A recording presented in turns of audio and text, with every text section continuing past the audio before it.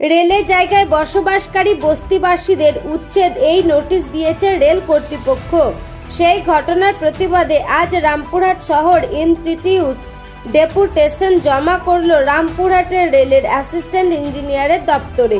রামপুরহাট পুরসভার 1 নম্বর ও 14 নম্বর ওয়ার্ডের লোকপাড়া থেকে জটাধারীতলা পাড়া এর রেলের জায়গায় বসবাসকারী বস্তিবাসীদের উঠে যাওয়ার নোটিশ দিয়েছে রেল প্রশাসন 7ই ডিসেম্বরের মধ্যে।